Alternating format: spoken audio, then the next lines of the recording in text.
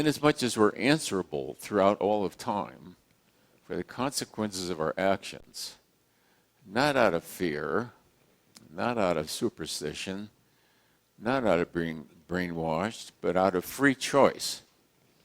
We own the dignity and greatness of our own reality. We give it the respect that it is due.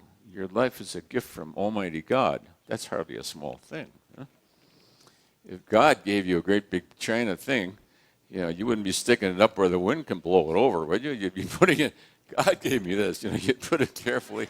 This is Almighty God gave me this thing. I mean, you would be very careful with it. So you grant the same respect to your own life.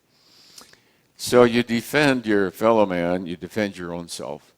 And because that's what you intuit is your responsibility to divinity. Your responsibilities, so we're ending up today with fulfilling your responsibility to yourself, because your life is a gift from God, and your own recognition of the importance of your own spirit. You recognize your responsibility towards your fellow man, to relieve suffering whenever you can, to do what you can, and to God.